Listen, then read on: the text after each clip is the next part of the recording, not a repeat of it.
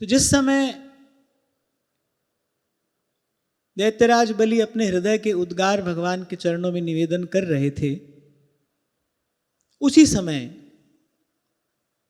जैसे चंद्रमा उदय होता है उसी प्रकार भगवान के परम प्रिय भक्त, भगवान के प्रेम पात्र श्री प्रहलाद जी वहां आ पहुंचे। बलि ने देखा, बड़ा अद्भुत दर्शन है श्री प्रहलाद जी का। श्री संपन्न है, कमल के समान नेत्र हैं, आजानुबाहु हैं, श्याम शरीर पर पीतांबर फहरा रहा है। यहां से संकेत प्राप्त होता है, हरि को भजे सो हरि का हुई, हरि को भजे सो हरि सा हुई।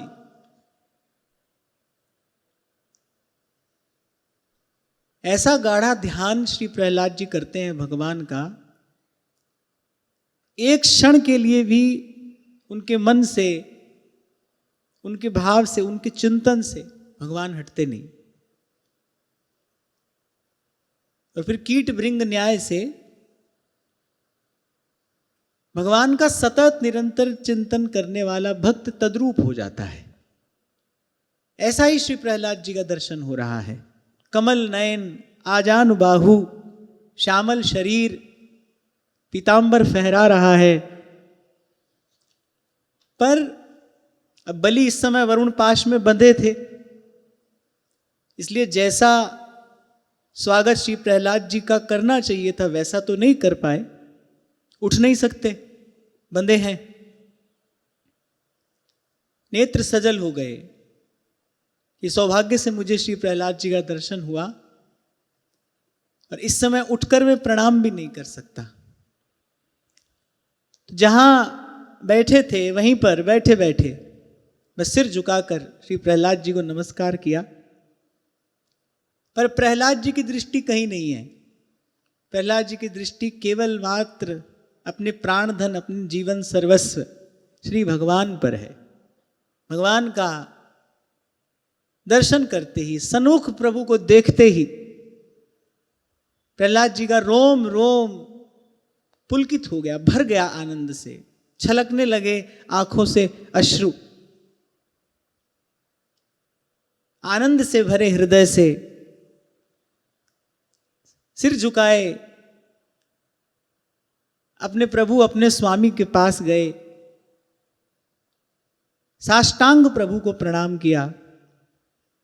बड़ी सुंदर बात श्री प्रहलाद जी कहते हैं, त्वयैव दत्तं पदमैन्द्रमूर्जितं हृतं तदेवाद्य तथैव शोभनम् मन्ये महानस्य कृतो यनुग्रहो विभ्रंशितो यच्छ्रिय आत्ममोहना। बोले प्रभु, आपने ही बलि को ये ऐश्वर्यपूर्ण इंद्रपद दिया था, आपने ही उससे ले भी लिया। पर प्रहलाद जी एक बात कहते हैं, प्रभु जैसे आपका देना सुंदर है, हृतम तदेवाद्य तथैव शोभनम, आपका लेना भी वैसा ही सुंदर है। कल यही चर्चा हम कर रहे थे, भगवान मारे या भगवान दुलारे, उससे होता जीव का मंगल ही है, उससे होता जीव का कल्याण ही है। सच्चिदानंद घन विग्रह भगवान है। किसी भी प्रकार से भगवान का स्पर्श हो, जीव का कल्याण ही होता है। प्रहलाद जी ने कहा, आपने कृपा की थी, इसको इंद्रपद दिया था, आज आप ले रहे हैं, ये भी आपकी कृपा ही है। क्योंकि जैसा आपका देना सुंदर है वैसा ही आपका लेना भी सुंदर है। और मैं तो कहता हूं कि अब इस समय आप इस पर विशेष कृपा करने आए हैं। आपने मोहित करने वाली उस राज्य लक्ष्मी से इसको न्यारा कर दिया है, अलग कर दिया है। यया हि विद्वानपि मुह्यते यतस् तत्को विचष्टे गतिमात्मनो यथा तस्मै नमस्ते जगदीश्वराय वै नारायणाय अखिल लोक साक्षिणे। श्री प्रहलाद जी कहने लगे, प्रभु धन के मद से बड़े बड़े विद्वान भी मोहित हो जाते हैं। कई बार हम चर्चा करते हैं ना, अपने साथ कुछ अनर्थ लाता है धन, अर्थ अपने साथ कुछ अनर्थ लाता है। भगवान वेदव्यास तो कहते केवल ये कहने को अर्थ है, होने को ये अनर्थ ही है। लोभ लाता है, मद लाता है, हृदय कठोर हो जाता है। धनवान व्यक्ति को किसी के सुख दुख से लेना देना नहीं, और स्वार्थी हो जाता है वो। कुछ अनर्थ आता है धन के साथ।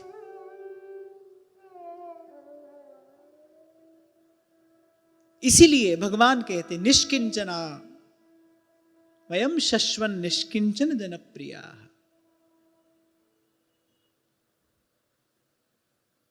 निष्किंचन माने भगवान के भक्त तो इससे दूर ही रहे हैं। अब कोई कहे कोई उपाय बता दो बचने का,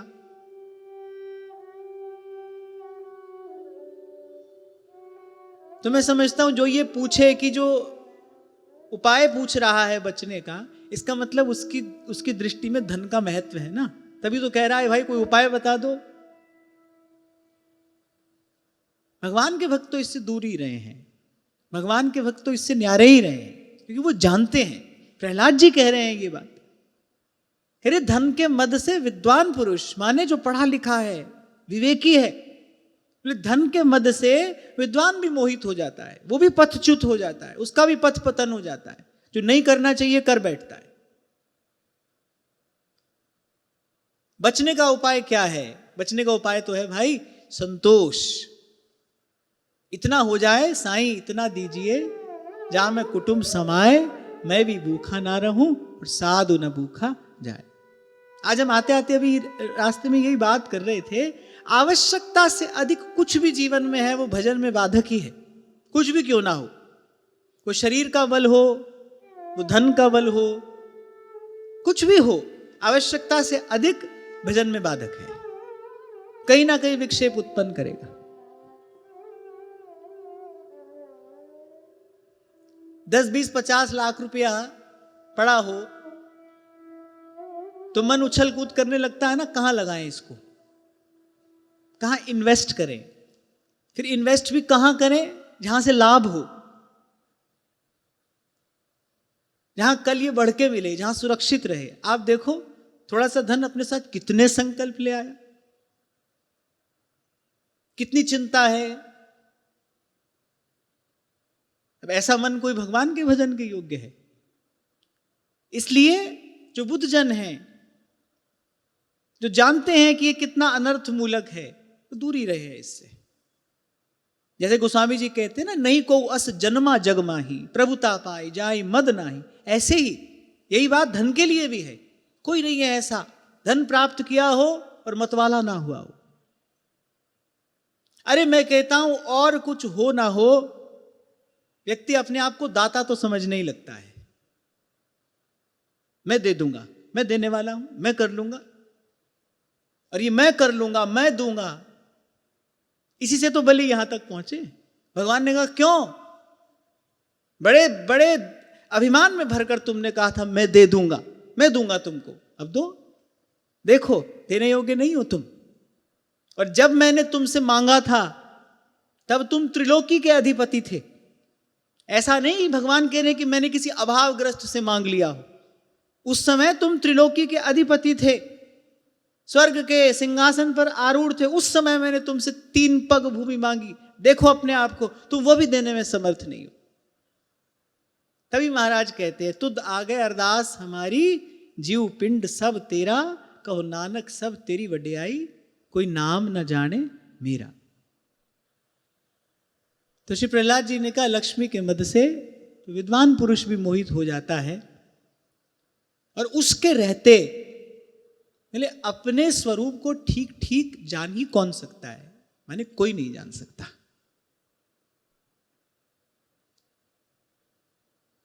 देखो जब तक संसार के विषय में सुख बुद्धि है, उसका त्याग कठिन नहीं असंभव है। कितना प्रवचन दे लो और कितना प्रवचन सुन लो, जब तक ऐसा लगता है ना कि संसार के विषय में सुख है, मिल सकता है हमको, धन से सुख मिल सकता है, वस्तु से सुख मिल सकता है, किसी सामग्री से सुख मिल सकता है, किसी व्यक्ति से सुख मिल सकता है, जब तक ऐसा लगता है कि ये मिल जाएगा और मैं सुखी हो जाऊंगा, तब तक उसका त्याग कठिन नहीं है, असंभव है, हो ही नहीं सकता। गुरु कृपा करके ज्ञान दे, गुरु के संग से विवेक जगे, समझ में आ जाए कि जिसको आज तक हम सुख समझते आए वस्तुतः वही दुख है, उसी के कारण बार बार दुख प्राप्त हो रहा है, तब वो छूटता है।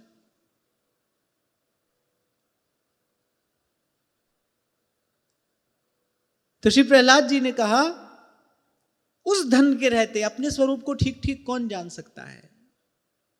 मद, अहंकार, लोभ, ये सब तो अर्थ अपने साथ लेकर ही आता है। कितनी कृपा की प्रभु आपने, उस धन उस ऐश्वर्य को छीन लिया इस बलि से, कितना महान उपकार आपने इस पर किया है। अब देखो, यहां एक बात विचार करने की है। शुक्राचार्य भी बलि से यज्ञ करा रहे हैं, किस लिए? ये इंद्र पद पर आरूढ़ हो जाए। माने शुक्राचार्य भी बलि के परम पुरुषार्थ को नहीं समझ पा रहे हैं। इसका परम पुरुषार्थ क्या है, इसका परम हित किस में है, इसका वास्तविक कल्याण किस में है? क्योंकि यहां किसी के मन में यह प्रश्न उठ सकता है कि बलि ने अपने गुरु की आज्ञा का पालन नहीं किया, फिर भगवान कैसे प्रसन्न हो रहे हैं? उस समय गुरु भी वास्तविक हित नहीं समझ पा रहे थे बलि का। वास्तविक हित समझते फिर तो कहते, अरे बड़ी कृपा हुई, भगवान तेरे द्वार पर आए हैं, अब इसके आगे जो करेंगे भगवान करेंगे। पर वो तो भगवान की इच्छा के बीच में आकर खड़े होने की चेष्टा करने लगे। व्यास जी ने स्पष्ट कहा है, गुरु सोई जो साधु सिवावे, गुरु सोई जो हरि जपावे। वही गुरु है, किसी को भी गुरु नहीं कहा जा सकता, कोई भी गुरु नहीं हो सकता। और वैसे तो भाई सबके गुरु भगवान हैं, कृष्णम वंदे जगत गुरु।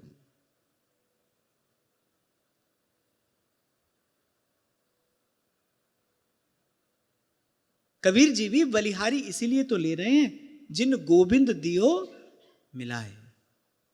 मैं तो पहले दिन से की बात निवेदन करता आ रहा हूं, गुरु जीव और ब्रह्म के बीच में द्वार होता है, दीवार नहीं होता। वो भगवान के समान खड़ा होने वाला नहीं है, वो भगवान के समकक्ष बैठने वाला नहीं है, नहीं होना चाहिए।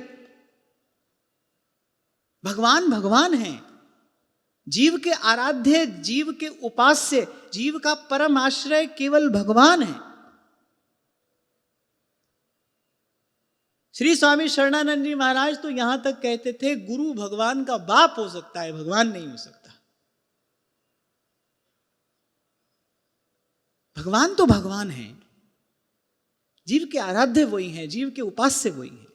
हां, इतना अवश्य है, मैं ही आपसे कई बार निवेदन करता हूं, पानी का गिलास भी कभी किसी ने समय पर पिलाया हो तो उसका उपकार मानना चाहिए। फिर जिस गुरु ने सन्मार्ग दिया है, जिस गुरु ने भगवान नाम दिया है, सोई तो मेरे प्रभु ते प्रभु भारी। लेकिन सेवक जी महाराज की बात ध्यान से सुनिए, जो हरिवंश को धर्म सिखावे, जो हरिवंश को नाम सुनावे, ये बड़ी सूक्ष्म बात है, शायद कहकर पूरी तरीके से समझाई नहीं जा सकती, अनुभव रूपम समझने की बात है।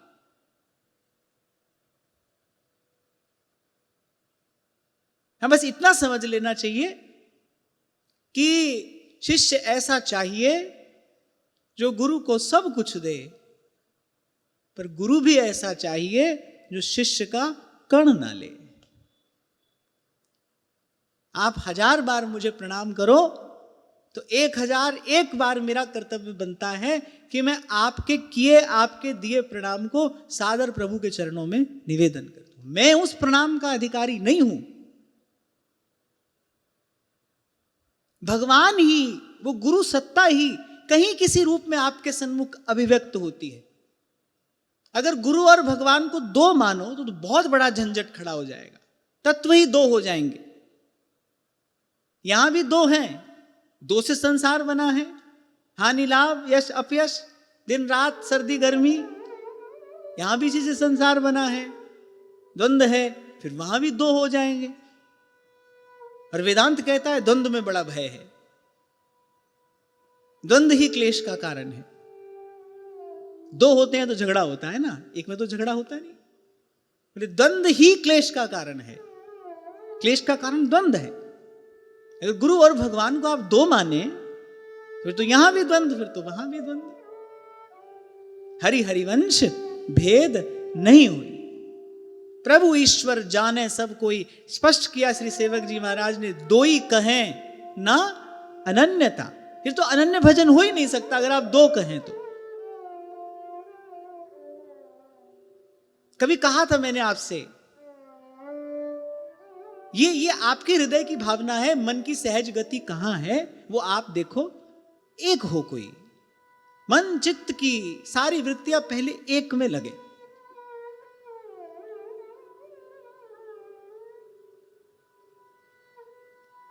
आपका ध्यान का, पूजा का, भगवत आराधन का स्थान ऐसा होना चाहिए कि उसमें प्रवेश करते ही आपका मन सिमटने लगे, सिमट जाए। ऐसा नहीं कि वहां से सिमटे और फिर वहां किसी और प्रकार से बिखर जाए, ऐसा नहीं होना चाहिए। आप देखिए, सच्चे अर्थों में युगल उपासक हैं श्री महाप्रभु जी। सेवक जी महाराज ने कहा, श्री हरिवंश सुरीति सुनाऊं, श्यामा श्याम एक संग गाऊं, राधा संग बिना नहीं श्याम, श्याम बिना नहीं राधा नाम, छिन एक कबहु न अंतर हुई, प्राण सु एक देह है दोई।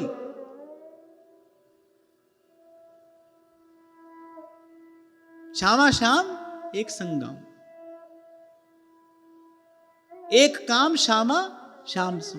लेकिन जब सन्मुख विराजमान किया उपास्य के रूप में, दो मन मिल एक भय, श्री राधा वल्लभ लाल। महाप्रभु से अधिक निकट से किसने देखा होगा प्रिया जी को? कौन देखता होगा? चाहते तो दिव्य श्री विग्रह श्री जी का भी विराजमान करते। दो मन मिल एक है भय, श्री राधा वल्लभ लाल। कहने का तात्पर्य मेरा यह है कि गुरु और इष्ट ये दो तत्व नहीं है, एक ही है। या तो ऐसा मान लो कि इष्ट ही गुरु के रूप में अभिव्यक्त हुआ है, या फिर ऐसा मान लो कि गुरु के रूप में ही इष्ट भी विराजमान है। पर मानिए एक, दो नहीं, एक ही है, वो एक ही सत्ता है।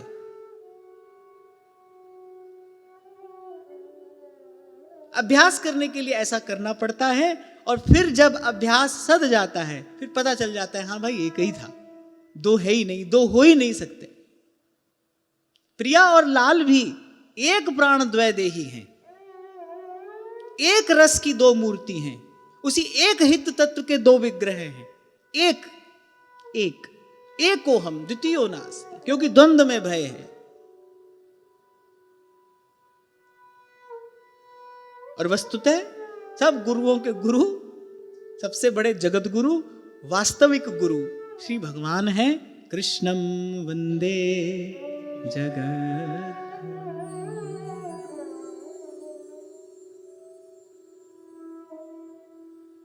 थोड़ी सी भूल हो गई उस समय श्री शुक्राचार्य जी से, वो बलि के परम पुरुषार्थ का विचार करते, वो बलि के परम हित का विचार करते, तो रोकते नहीं। तो कहते अरे सब दे दो, इनके चरणों में समर्पित करने से ही तो जीव का कल्याण होता है। श्री डोंगरे जी महाराज कहा करते थे ना कि जिस वस्तु में आपकी आसक्ति हो उसको भगवान के चरणों में निवेदन करो, धीरे धीरे क्या होगा, भगवान आपकी आसक्ति हर लेंगे, भगवान आपकी आसक्ति का हरण कर लेंगे। जो प्रिय वस्तु हो वो भगवान को निवेदन करो। हमने क्या सीखा है? जो फालतू की चीज हो, हमारे काम की ना हो, वो दे दो, मंदिर में दे दो, पुजारी को दे दो, किसी को दे दो। जो प्रिय वस्तु हो वो निवेदन करिए भगवान, जिसमें आपकी आसक्ति हो, जिसमें आपका मन अटका हो, जिसको प्राप्त करने की आपको इच्छा हो। भगवान के चरणों में निवेदन करना ही बंधन मुक्त होने का एकमात्र मार्ग है। तो श्री प्रहलाद जी ने कहा, मेरे प्रभु आपने इसको उस ऐश्वर्य से वंचित किया है, आपने इसका वो धन छीना है जो अपने स्वरूप बोध में सबसे बड़ी बाधा है। आपने महान उपकार इस पर किया है। जब दिया था तब तो आपने उपकार किया था, पर आज लेकर महान उपकार किया है, आज आपने विशेष कृपा इस पर की है। अरे वस्तुतः आज ही आपने इसको अपनाया है, क्योंकि जिसको आप अपनाते हैं, अगर अपना बनाते हैं तो फिर सब कुछ लूट लेते हैं, फिर नहीं रहने देते कुछ भी भगवान उसके पास। भीतर बाहर से खाली कर देंगे, रिक्त, कुछ नहीं रहेगा, कोई नहीं रहेगा। रीता करते हैं भगवान। तस्मै नमस्ते जगदीश्वराय वै। बार बार प्रणाम किया श्री प्रहलाद जी ने।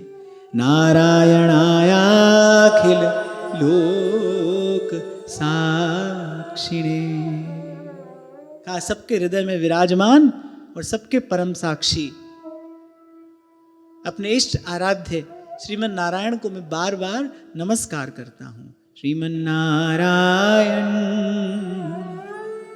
नारायण, श्रीमन नारायण नारायण नारायण, श्रीमन नारायण नारायण, श्रीमन नारायण नारायण नारायण। प्रहलाद जी अंजलि बांधे खड़े हैं। ब्रह्मा जी की कुछ इच्छा हुई श्री वामन भगवान से कहने की। ब्रह्मा जी कुछ कहना चाह रहे हैं। इसी बीच बलि की पत्नी विंध्यावली, वो परम सती है, उसने भगवान को सजल नेत्रों से प्रार्थना की। बोले प्रभु, जो दुर्बुद्धि है वही अपने आप को स्वामी मानता है, जिसकी बुद्धि बिगड़ गई है ना, वही अपने आप को वस्तु का, व्यक्ति का स्वामी मानता है। ये जो जीव के भीतर ये जो स्वामीपना है, यही उसके बार बार संस्कृति में गिरने का कारण है। राजा भर्तृहरि अपने वैराग्य शतक में कहते हैं, पहले हमको ऐसा लगता है हमने भोग भोगा, हमने भोग नहीं भोगा, भोगों ने हमको भोग लिया है। हमको ऐसा लगता है कि हम समय बिता रहे हैं, नहीं, समय हमको खा रहा है। पुरुष को ऐसा लगता है कि मैं भोगता हूं, स्त्री भोग्या है। उसको ऐसा लगता है कि मैं स्त्री का स्वामी हूं, मैं घर का स्वामी हूं, मैं भूमि का स्वामी हूं। और उसका ये जो स्वामीपना है, यही जन्म मरण के बंधन का कारण है। ये भी कारण है कि जहां जहां उपदेश दिया गया है वहां पुरुष को दिया गया है। हम कल बात कर रहे थे ना, जहां जहां उपदेश दिया गया है वहां पुरुष को दिया गया है। क्यों? क्योंकि पुरुष के अंदर वो जो स्वामीपना है, वही उसके बार बार जन्म और मरण का कारण बनता है। स्त्री को तो सदा से ही किसी न किसी के अधीन रहने की बात शास्त्र में कही गई है। पहले पिता के, फिर पति के, तत्पश्चात पुत्र के। पर पुरुष जो होता है ना, वो कहता है कि मैं घर का स्वामी हूं, मैं गृह स्वामी हूं, मैं भूमि का स्वामी हूं, मैं स्त्री का स्वामी हूं, मैं इस धन का स्वामी हूं, मैं संपत्ति का स्वामी हूं। जो उसका स्वामीपना है ना, वो बिल्कुल झूठा है, निरर्थक है, वृथा है। इसीलिए सारा उपदेश पुरुष को किया गया है कि तुम ये झूठा अहंकार मत पालो, अपने वास्तविक स्वरूप को देखो। जीव ना स्त्री है, ना पुरुष है, ना कुछ और, प्रभु का दास है, प्रभु का सेवक है, प्रभु का किंकर है। तो विंध्यावली ने कहा, प्रभु उचित ही किया, अपने आप को कर्ता भरता मान बैठे थे मेरे पति। ये अपने आप को कर्ता माने बैठे थे। ये सोचते थे कि त्रिलोकी का पालन पोषण मेरी ही कृपा से हो रहा है, मेरे ही अनुग्रह से हो रहा है। इनको लगता था कि मैं जब चाहे जिसको चाहे उसको मिटा दूं, उसका संहार कर दूं। बोले वस्तुतः कर्ता भरता और संहरता तो आप हैं। भूल हो गई थी इनसे। कृपा की है आपने, कृपा की है आपने, अनुग्रह किया है आपने। कह तो भगवान से रही हैं लेकिन सुना अपने पति को रही हैं। आज अवसर आया है, आज से पहले तो ये बात कह नहीं पाई। बोले अपने आप को स्वामी कौन मानता है? जो दुर्बुद्धि है, बुद्धि बिगड़ गई है जिसकी, जिसके पास सुमति नहीं है, जो दुर्मति से भरा है, वही अपने आप को स्वामी मानेगा। अरे स्वामी तो अपने तन का नहीं है, अपने मन का नहीं है। जो सबसे निकट है, हमारे सबसे निकट क्या है? अपना तन है, अपना मन है। स्वामी तो व्यक्ति इसका नहीं है, बाहर किसी व्यक्ति का, वस्तु का स्वामी कैसे हो जाएगा?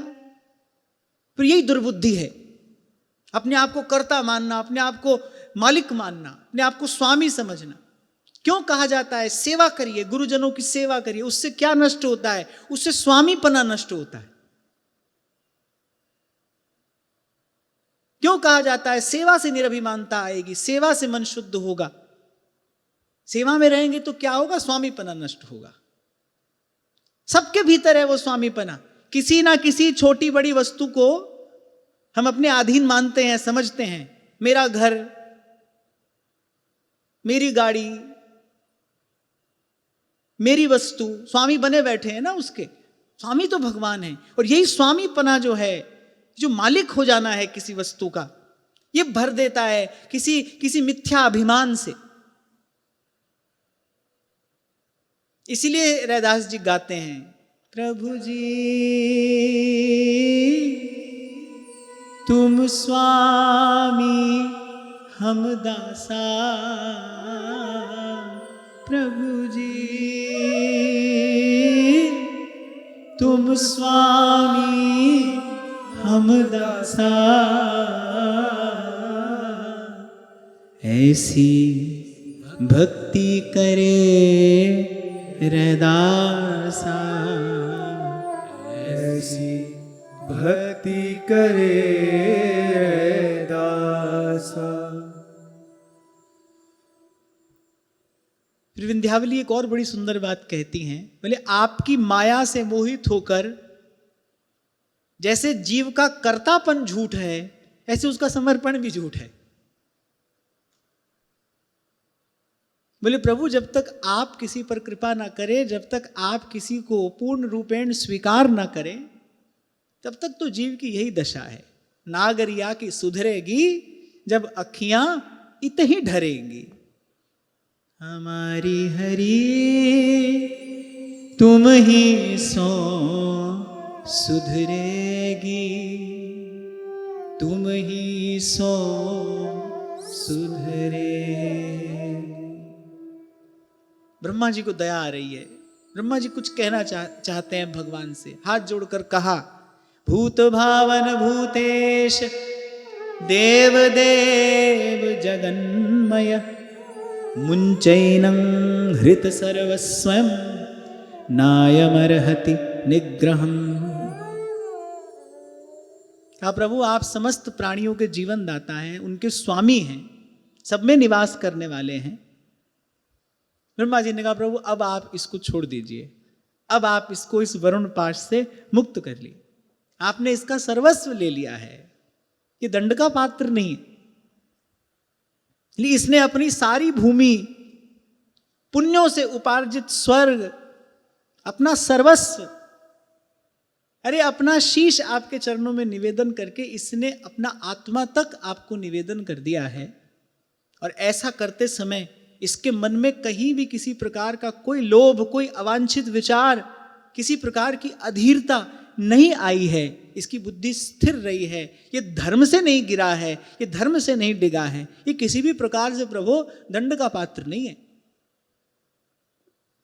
यत्पादयोर शठधी सलिलम प्रदाय, दूर्वांकुरैरपि विधाय सतीं सपरयाम्, अप्युत्तमां गतिमसौ भजते त्रिलोकी दाश्वानविक्लवमनाः कथमार्तिमृच्छेत्।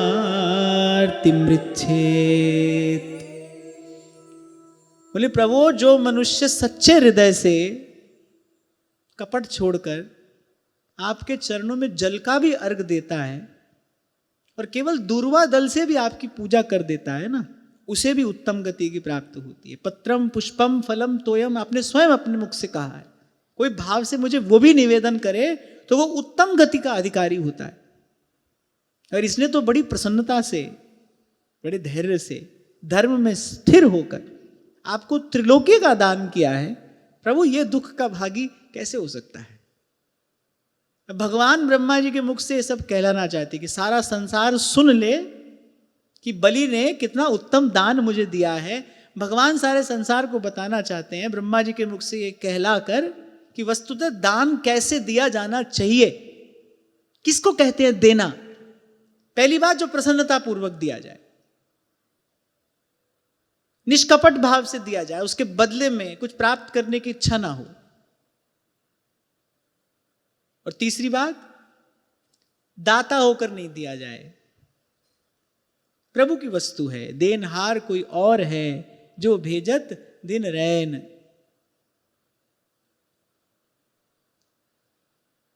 मांगो उसी से, और कहते हैं जो दे खुशी से और कहे ना किसी से। अब देखो, ऐसे दाता तो केवल भगवान हैं। ब्रह्मा जी कह रहे हैं प्रभु, बलि ने बड़ी प्रसन्नता पूर्वक आपको निवेदन किया है, धैर्य पूर्वक किया है, इसकी बुद्धि स्थिर रही है धर्म में, ये डिगा नहीं। अनेक अनेक प्रकार की प्रतिकूल परिस्थितियां इसके सन्मुख आई, सब कुछ इसके हाथ से चला गया। क्षण भर में ये त्रिलोकी के अधिपति से रंक हो गया, पर इसकी बुद्धि धर्म में स्थिर रही है। प्रभु, ये दुख का भागी कैसे हो सकता है?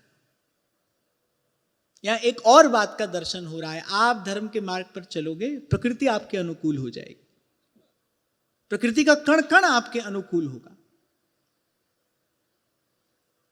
तब भगवान बोले, ब्रह्मन् यमनुगृह्णामि तद्विशो विधुनोम्यहम्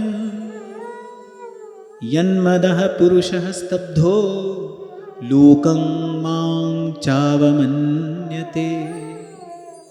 श्री भगवान ने कहा, ब्रह्मा जी चिंता मत करिए, मैं जिस पर कृपा करता हूं उसका धन छीन लिया करता हूं।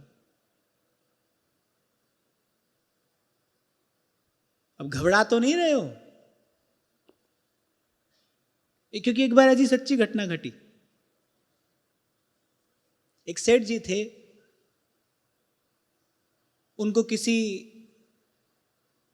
वक्ता से कथा कराने का मनोरथ हुआ। सब बात निश्चित हो गई, टीवी पर टेलीकास्ट भी होना था। तो उन वक्ता महोदय ने कहा कि अगली कथा आप ही की ओर से है, तो अभी जहां कथा हो रही है आप एक दिन के लिए आ जाइए, कथा की सूचना भी हो जाएगी, आपकी तरफ से सब लोगों को निवेदन भी हो जाएगा। और फिर पहुंच गए। अब संयोग से यही प्रसंग चल रहा था। अब भगवान ने कहा ही है, श्री भगवान उवाच, कि ब्रह्मा जी जिस पर कृपा करता हूं उसका धन छीन लिया करता हूं। अब उन्होंने लिखकर भेज दिया कि कृपा करके कथा की सूचना न करें। सेठ जी गए थे वहां कथा में, वो लिखकर भेज दिया, आप कृपा करके आज अभी कथा की सूचना न करें। वक्ता थे, उन्होंने सोचा कि भाई कोई घटना न घट गई हो, तो पूछा, बोले नहीं हमको कथा नहीं करानी है। बोले कथा नहीं करानी है, क्यों? सब बात तय हो गई। तो उन्होंने पूछा क्या हमसे नहीं करानी? बोले तुमसे नहीं, हमको किसी से भी कथा नहीं करानी है। हमको ऐसे भगवान के पास जाना ही नहीं है जो कृपा करे और धन छीन ले। हंसने की बात नहीं, सच्ची घटना है ना शंभू जी भी जानते हैं, हमारे पास की घटना है। बोले हमको आपसे क्या, हमको किसी से कथा नहीं करानी है, हमको ऐसा भगवान चाहिए ही नहीं। कृपा करे और धन छीन ले। एक बार श्री स्वामी रामसुखदास जी महाराज से कुछ लोगों ने कहा, बोले इतने धनी मानी लोग आपके सत्संग में आते हैं, आपकी सेवा में रहते हैं, आप इनसे क्यों नहीं कहते सेवा करें, धन से सेवा करें? स्वामी जी बोले, क्योंकि मैं जानता हूं तुम जिसको धन समझ रहे हो वो इनका प्राण है, और प्राण क्या प्राणों से अधिक प्यारा है। बोले यदि मैं ही इनके प्राण मांग लूं, बोले कल कोई दिखाई नहीं देगा तुमको। बोले आप क्या, हमको किसी से भी कथा नहीं करानी, ऐसे भगवान की सेवा पूजा से क्या लाभ?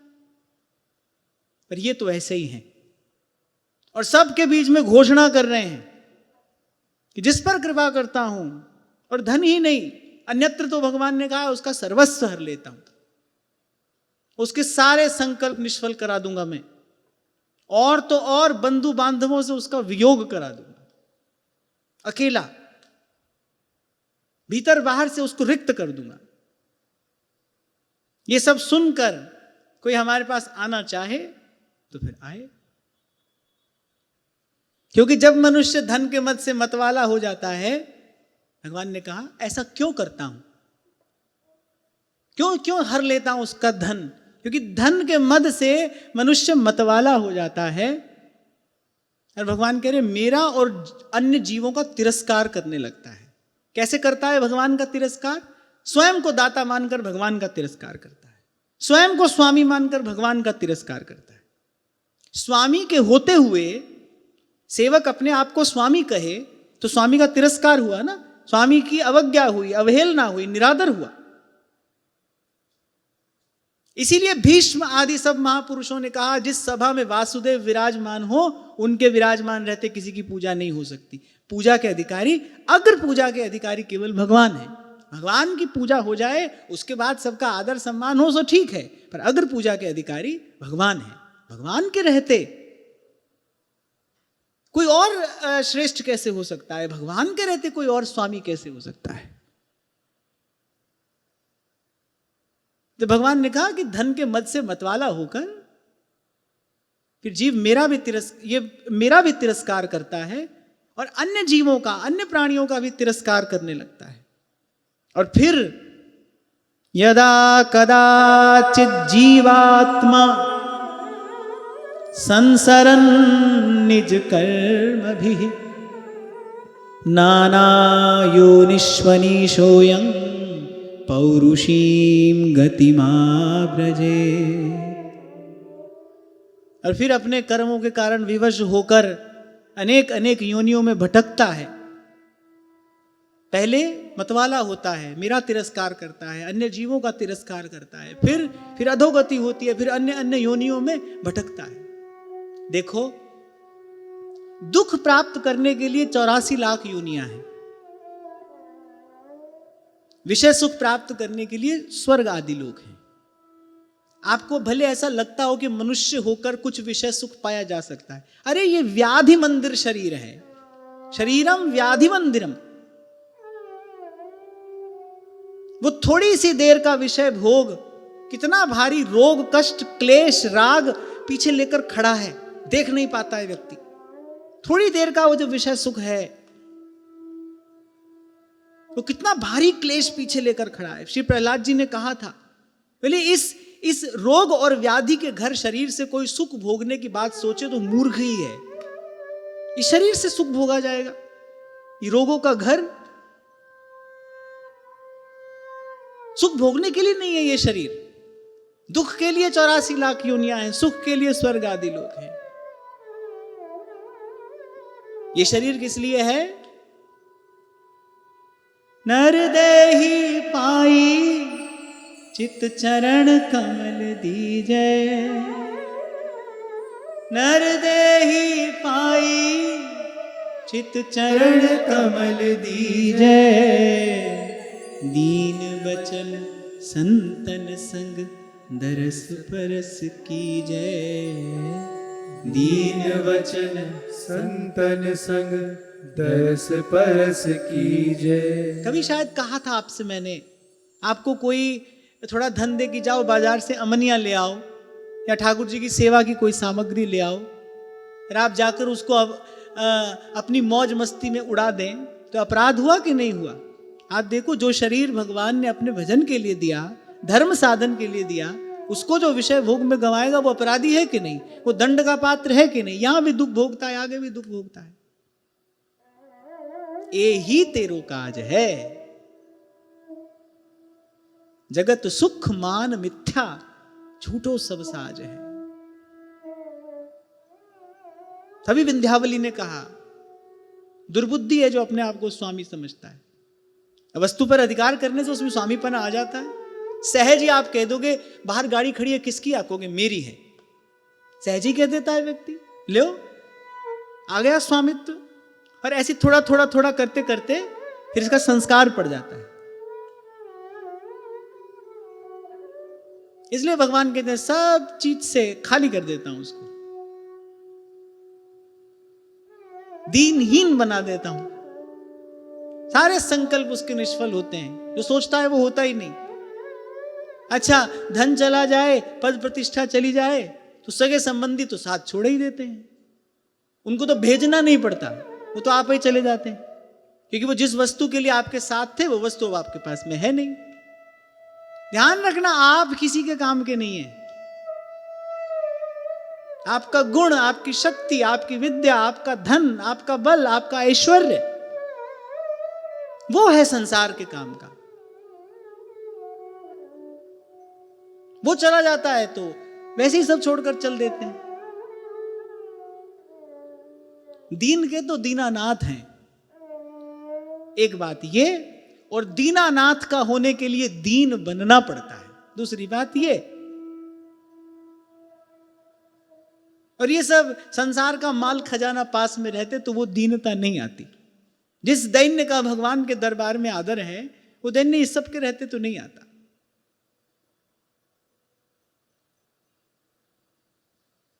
श्री प्रहलाद जी ने कहा, कोई नहीं है, कोई कितना ही बड़ा विद्वान क्यों ना, पर कोई ऐसा नहीं है जो धन के और पद के मद से मतवाला ना हो। तो फिर भगवान कह रहे मतवाला होकर क्या करता है? भगवान कह रहे मेरा तिरस्कार करता है। अब देखो, उस सभा में श्री कृष्ण के रहते यदि किसी और की अगर पूजा हो जाती तो वो भगवान का तिरस्कार होता। सब भक्तों ने कहा कि भगवान का तिरस्कार कैसे हो सकता है? प्रथम पूज्य सर्व पूज्य भगवान है, और वैसे भी किसी की भी पूजा हो तो भगवान के ही नाते होती है। इसलिए महाराज कहते गुण सब तेरे। कहीं किसी की पूजा हो रही है तो भगवान के ही नाते हो रही है। पूजा हो रही है तो कुछ विशेष गुण होगा, कुछ विशेष प्रतिभा होगी। उसके मूल में क्या है? भगवान ही तो है, और कौन है? और क्या है? भगवान की कृपा ही तो है, भगवान की अनुकूलता, भगवान का अनुग्रह ही तो है।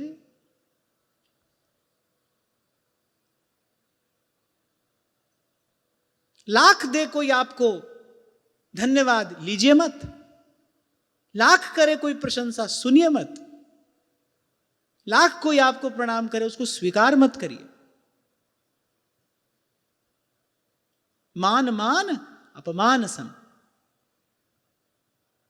एक बार गिरिराज जी वाले पूज्य श्री पंडित जी महाराज, उनके कुछ अंतरंग सेवक उनके पास में थे।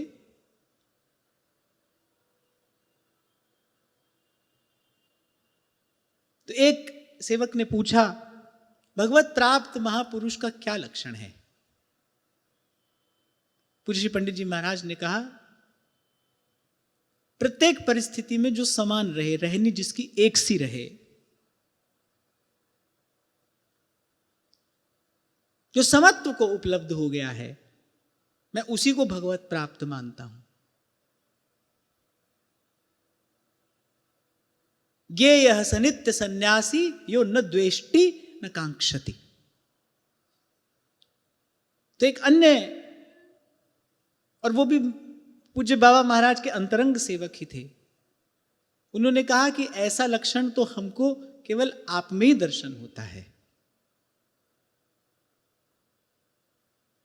आपके अतिरिक्त तो किसी और में ये दर्शन नहीं होता। जैसे ही पूज्य श्री पंडित जी महाराज ने सुना, दोनों कान पर हाथ रख लिया और कहा, हाय हाय, कैसी बात तुमने मेरे सन्मुख कर दी। व्याकुल हो गए पूज्य श्री पंडित जी महाराज ये सुनकर कि केवल आप में दर्शन होता है और किसी में नहीं। फिर पूज्य श्री पंडित जी महाराज ने कहा, कैसे नहीं होता? ऐसे संत हैं? कहां हैं? पूछा सेवकों ने। आपको बताऊं, पूज्य श्री पंडित जी महाराज ने किनका नाम लिया?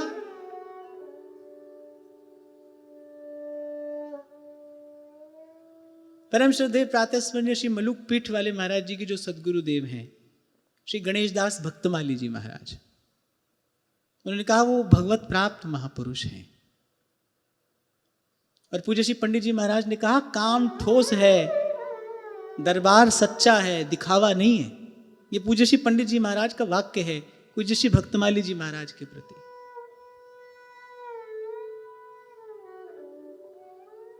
हम तो ऐसे हैं, हमारा कोई चेला हमसे कहे आप ही सबसे बड़े, हम कहा वाह तुम सबसे बढ़िया और हम सबसे बड़े, खूब राजी हो जाए हम तो। दोनों कान पर हाथ रख लिया पूज्य श्री पंडित जी महाराज ने। कैसी बात कर रहे हो?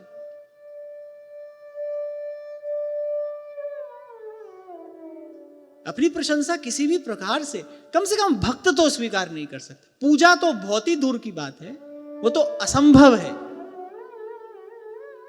वो तो प्रशंसा सूचक वाक्य भी स्वीकार नहीं कर सकता।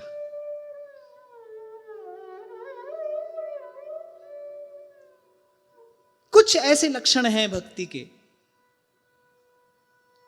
जिनसे पहचाना जाता है,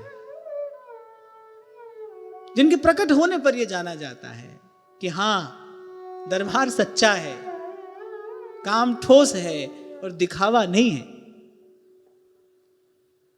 और बड़ा अद्भुत और बड़ा पवित्र चरित्र है पूज्य श्री भक्तमाली जी महाराज का भी। त्याग, वैराग्य, सहिष्णुता, समदर्शिता, तितिक्षा, निरभिमानता, सर्वत्र भगवत भाव, प्राणी मात्र में भगवान का दर्शन करना,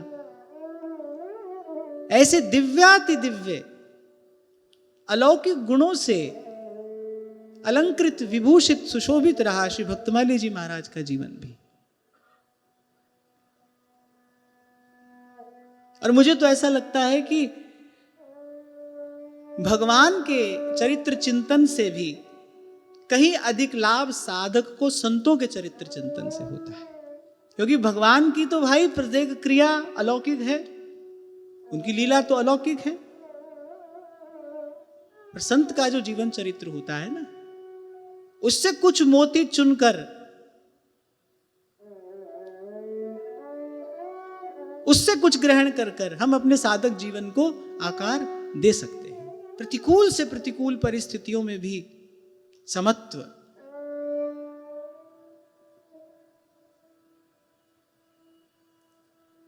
तो भगवान ने कहा कि उसको उस अधोगति से, उसको उस दुर्गति से बचाने के लिए मैं जिस पर कृपा करता हूं, फिर उसका धन हरण कर लेता हूं।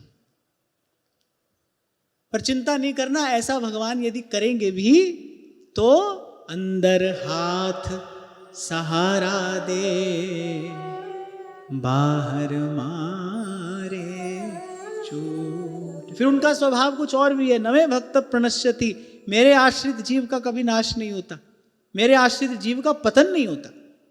संभालते हैं भगवान। जिमि बालक राखे महतारी, करऊं सदा तिनकी रखवारी।